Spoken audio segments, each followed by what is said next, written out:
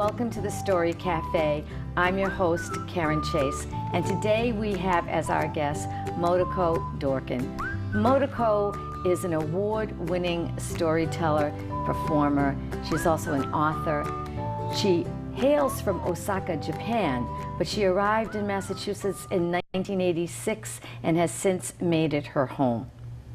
She trained with the late mime master Tony Montanaro and travels the United States sharing stories and performing, conducting school residencies in libraries, museums, festivals, and universities around the country.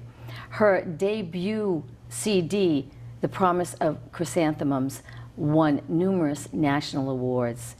She also performed at the renowned Exchange Place in Jonesboro, Tennessee for the National Storytelling Festival, and I understand she will be there again this year as a featured performer. Please welcome MOTOKO. Hi, MOTOKO. Hello, Karen. So delighted to have you here. Real excited to be here. Well, we have a lot to talk about. Great. And I know that you are doing something brand new that's related to your culture, and I want to hear more about it. Right. And I'm hopefully going to pronounce this correctly. It's rakugo. Yes, it's rakugo. Okay, would you tell me a little bit about that and tell our audience? Yes, rakugo is a comic storytelling tradition that originated in Japan in the 17th century. So during that time, it developed in three major cities. Edo, which is the present-day Tokyo, the capital city, and Kyoto, and Osaka. So Kyoto and Osaka are in western center of Japan, and Edo was the center in the east. And in those three cities, three storytellers cropped up nearly simultaneously. They started telling these old stories out in the street, also sitting on the high platform and little theaters, banquet rooms, and salons. And even today, hundreds of rakugo storytellers are around the country, and we continue these comical, hilarious stories. We keep telling them for the audience's amusement.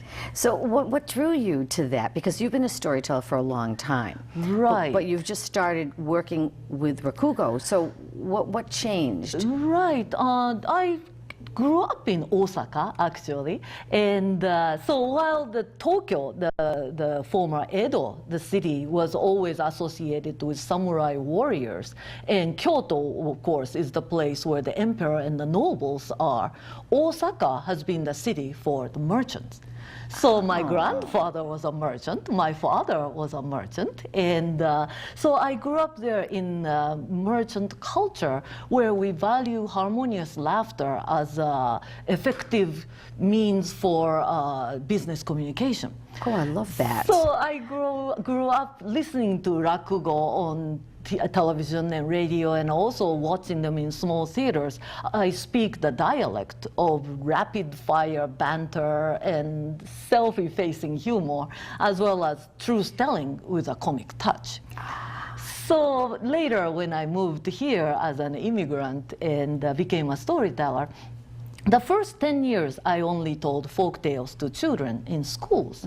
But right around the time 2003, when I made my first appearance at the National Storytelling Festival in Tennessee, I began developing more stories to entertain and educate adult audiences. So I turned to rakugo for material and inspiration. Oh, I bet there's a lot of material, too. Yes, and now I consider it my personal mission to convey this type of humor to the American audience. Now, you shared with me this wonderful picture. Now, are these actual pictures of, well, not pictures, yes, but those drawings? Are the illustrations of the three founders of rakugo telling in Japan. So the middle one is the man in Osaka, and the one to your right is the one in Kyoto, and the one to the left is the man who started in Edo, which is the present-day Tokyo. So, of course, those men took folk tales, historical stories. Buddhist priests used to incorporate those stories in their sermons to attract their followers. And of course, in the feudal era, when samurai warriors ruled Japan, the warlords would hire wise old men well-versed in folklore as their entertainers and advisors.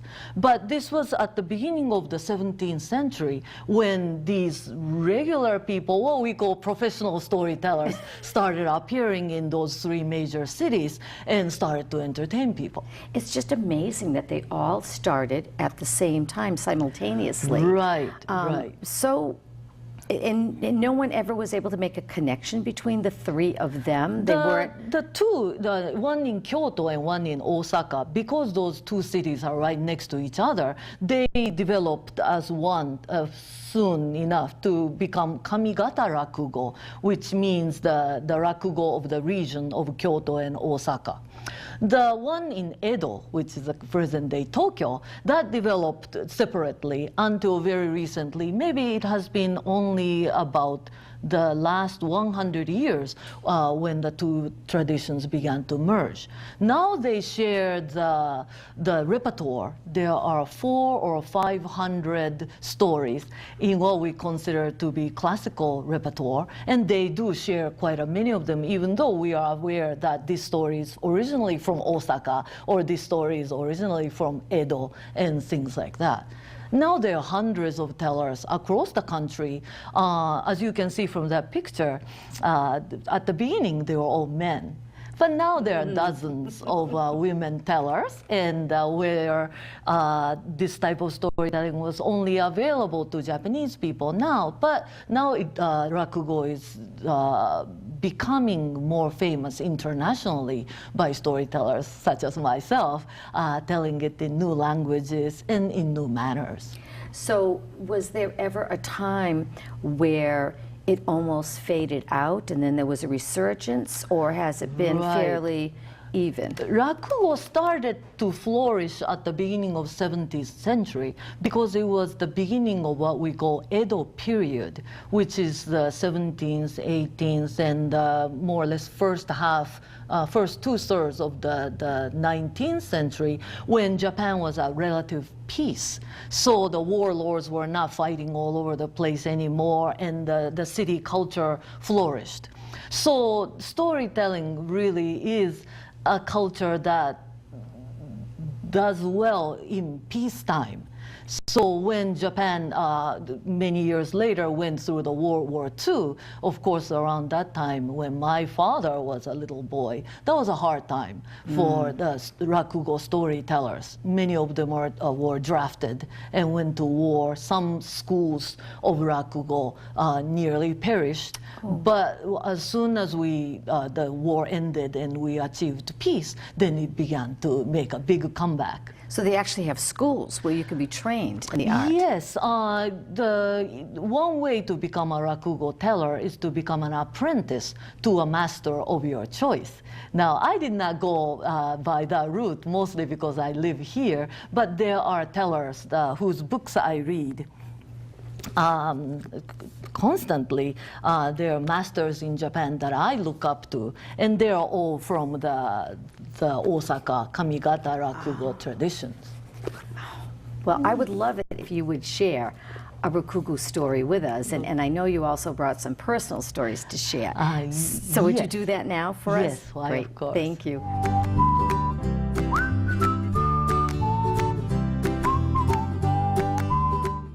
Do you like antiques? I love antiques. After all, one person's junk is another person's treasure. My great-uncle Yoshio loved antiques.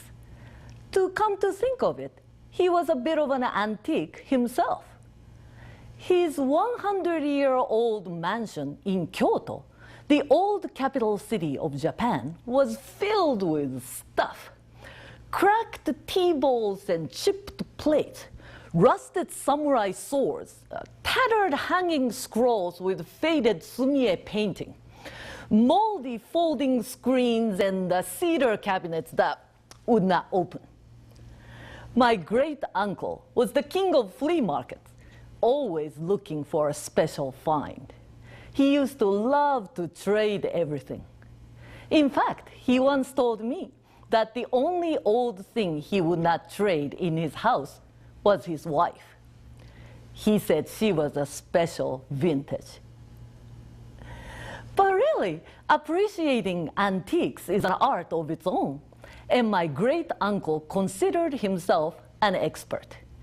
I remember accompanying him to a fancy antique shop in downtown Osaka when I was about 9 years old. In the store, the lights were dim and the air smelled musty. Going through the aisles with my great uncle, I was amazed that their price tags had so many zeros on them. "MOTOKO, look at these." My great uncle stopped appreciatively in front of a pair of white ceramic vases with flowery blue patterns all over them. Those two vases looked identical to me, except for their sizes. One was about a foot tall, the other one nearly twice as big. So I checked the price tag for the smaller vase and nearly screamed. It said 400,000 yen, nearly $4,000. Shh! My great uncle shushed me as he continued to examine the vases. I looked around and saw a plump, middle-aged store lady looking suspiciously over at us. Then I checked the price tag for the bigger vase, and it said 200,000 yen, only $2,000. "I don't get it, great uncle. How come the smaller vase is twice as expensive as the bigger one?"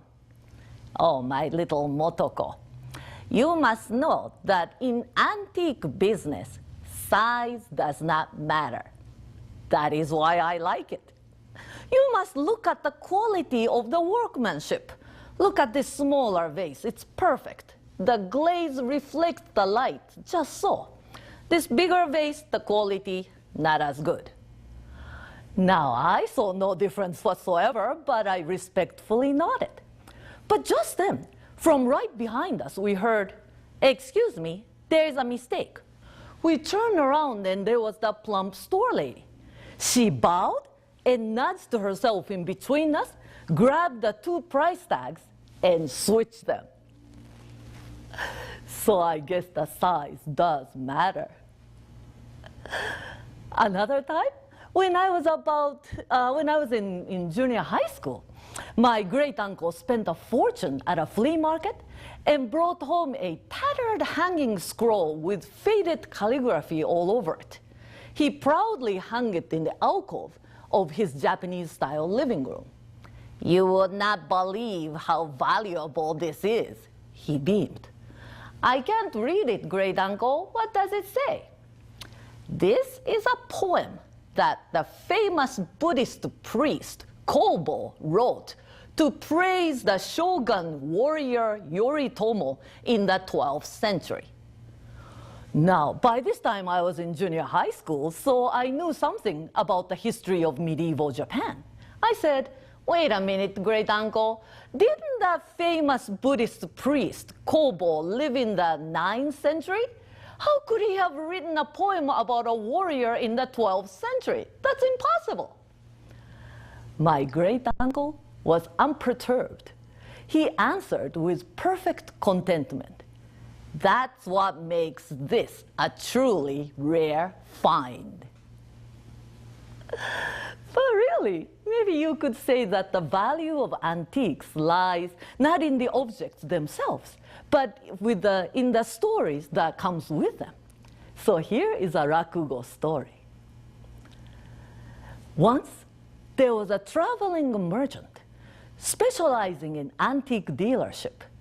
On his way home from a big city on the business trip, he stopped to rest at a rustic tea shop in the countryside. The shop was owned by a scraggly-looking old man who brought out tea and rice cakes. The old man seemed to have several cats. One of them, a marmalade kitten, walked over and climbed onto the merchant's lap. and started to purr. "I see, old man, you like cats," the merchant commented as he sipped his tea. "Since my wife died, they are my only companions," the old man answered. The cat stretched and jumped off the merchant's lap and started to eat something out of a dingy old bowl on the dirt floor. Suddenly, the merchant noticed something so incredible he had to look twice. This dingy old bowl on the dirt floor that the cat was eating out of was no ordinary bowl. In fact, it looked like a rare vintage tea bowl from ancient Korea called a pearl moon bowl. Could this be? No, that's impossible. But still, just then the old man walked into the kitchen, so the merchant quickly scooped up the bowl to examine it. And there was no mistake. This indeed was a pearl moon bowl, so rare and precious that it could easily fetch 300 gold coins in the big city. But how come the old man is using this for a cat's dish? I bet he has no idea. So he put down the bowl and scooped up the cat and was gently petting him when the old man came back from the kitchen. "I see you like cats too." "Yes, I do, old man, especially this one. He seemed to like me too." "I bet he does," the old man smiled. "Listen, old man," the merchant tried to sound wistful. "My wife and I have no children. We used to have a cat, but it died 3 months ago, and my wife has been inconsolable. I have been meaning to get her a new cat, and this kitty will be perfect. Would you sell him to me, old man?" "Oh, I don't know. These cats are my family." "I understand, but I would really like him. I will give you 3 gold coins for him." 3 gold coins? The old man was incredulous. "Surely that little kitty is not worth that much money." "He is to me. Please, it will mean so much for my wife." "Are you sure? Oh, all right." The old man bowed as the merchant handed him the 3 gold coins and said, "Please take good care of my kitty. This one likes to eat rice mixed with dried fish flakes." "Oh, speaking of the cat food," the merchant trying to sound nonchalant, "people say that a cat would like to stick with his own bowl. It may help him feel more comfortable in his new home if he could use the same old bowl. You wouldn't mind if I took the bowl, would you?" And he picked up the bowl. No, Mr. Merchant, you cannot take that bowl." The old man quickly took it away. "But why not? It's just a dingy old bowl. I gave you 3 gold coins, remember?" No, Mr. Merchant. You may not know this, but this bowl is a rare vintage tea bowl from ancient Korea. It is called a pearl moon bowl, and it's worth 300 gold coins in the big city. "What? Really? I had no idea." The merchant's face turned red in shock and embarrassment. "If that's the case, how come you're using such a precious bowl for a cat's dish?" "Well, that is the curious thing," the old man said. "When I use the bowl that way, once in a while, somebody buys a cat from me for 3 gold coins."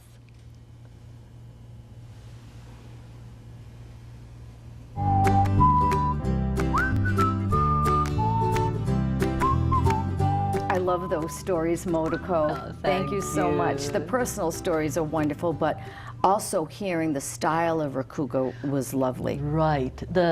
Each rakugo story, most of the time, start with what we call introduction, makura, which means the pillow, because it comes to the head.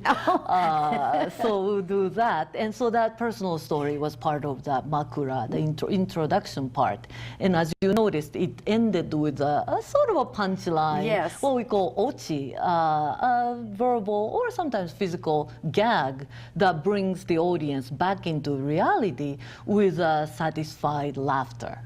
Now, because the stories that you're learning are in Japanese, and then you have to then translate them into English. Right. How hard is it to maintain the humor of the story when you're translating to a different language? Yes, translating humor cross-culturally does offer a very unique challenge. A lot of rakugo stories depend on pun and wordplay. Those are impossible. I wouldn't even touch them. So I look at each story, the characters, the plot, and also the situations to see if there's anything that will stimulate our mind and excite us. And then I try to work on several layers. From there, mostly I'm looking for each character's emotional dilemma. That is what makes it kind of funny and in a compelling way. And then I'd like stories that are not just funny for funny's sake, but has something that would stay and resonate with the audience in an empowering way. So those are the things that I think about when I translate. Now, I know lots of storytellers, when you're putting a program together, they want to at least have one story that has humor. Do you think that humor is an important element in storytelling? Yes, humor is very important because it is what connects us as tellers with the audience. In fact, laughing together I think, is a first step in understanding each other and learning how to be humans together. In this world, especially nowadays, we are so divided nationally and also globally along political, religious, or cultural lines. So having empathy and understanding is all the more important these days. Absolutely. And that all starts with humor. I studied American storytelling with Elizabeth Ellis, wonderful. Who we both studied with her. In fact, she's a renowned national teller based in Texas. And she, in her classes, she always says that a good storytelling should have 4 stages of audience responses. And those are, do you remember what they are? Oh, I'm trying to think. Yes. And aha, and and amen. So those are the four stages, and it's very clever. I like this a lot. And it works. The beginning is ha-ha, which is the humor part that relaxes the audience and disarms them so that they'll be ready for what is to come next. And then aha is the intellectual surprise and discovery, something that would stimulate our minds. And is the emotional connection that you make with the story and the teller. And amen is so be it, the celebration of, in the case of rakugo, it's celebration of human follies and foibles. So those 4 elements, but the humor at the beginning makes everything else possible. So that is why I consider humor to be, foremost. It does. It opens everybody up to what's coming. Right. And you do really connect, I believe. Right. And we were just talking before about how, when you are using humor in a story, it's you have to wait for the laughter to stop before you move on. Otherwise, they'll miss what comes next. That's a little difficult to do for the storytellers sometimes. Right. I was watching this wonderful video of you, a program that you did in Amherst, and you were telling a story about a man who had a wife and a concubine, and you had that with a lantern, And I saw you using some of the wonderful mime that you learned from Tony Montanaro, which I think just adds so much to the performance. Will you be using some of that at the National Festival? Yes, this October I'll be making my 4th appearance, and this time as a featured teller at the National Storytelling Festival. Well deserved. And I intend to share some of these stories. The humor is, a lot of humor that we have around us are sometimes just jokes and gags or situational sitcoms and things like that. And rakugo does have all those. But rakugo is gentler. There's a story-based humor that makes us realize that although humor depends on conflict and tension, at the end, we are all on the same side. And I think that is the message of rakugo.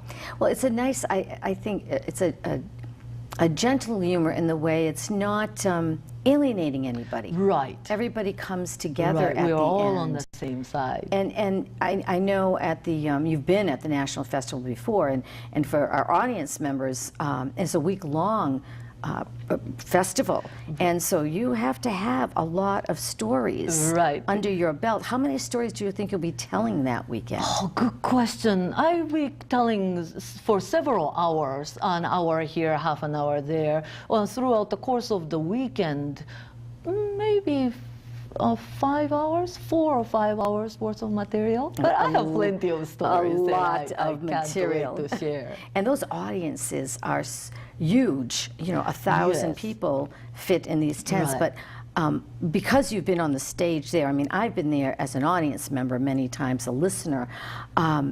I find it to be one of the most welcoming audiences. Yes. Do you feel that from the stage when you're there? Yes, they will support you and have you float up, sort of. And really, storytelling is not something that I would do, but it's the energy that we try to weave with the audience. It's something that happens between myself and them in the air, and it is a great joy, and I'm looking forward to it. It really is magical there. I always feel that time outside of Jonesboro, Tennessee seems to stop when you're there for the entire weekend. And hearing all these wonderful tellers. I'm so happy that you're there as a featured teller. Oh, you're so talented, and I know that the audience will they'll follow you around. They will. You'll be seeing the same people in the audience. I know that's what will happen for you. I remember seeing you on the Exchange Place stage, and it was wonderful.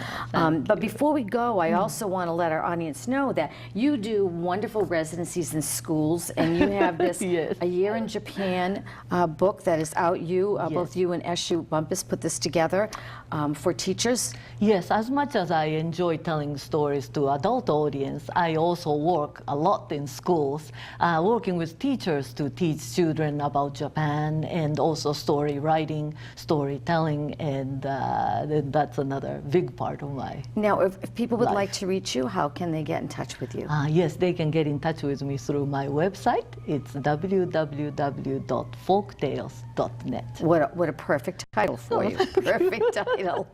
Well, I wish you wonderful success in Tennessee. Karen. I know you will be a huge hit, and I'm so delighted to have learned about this new form of storytelling, and I really look forward to seeing you perform more of it in the future. So please make sure you have your itinerary up on your website so we can come and see you. I'd love to have you again. Thank you so much, MOTOKO. Thank you, Karen.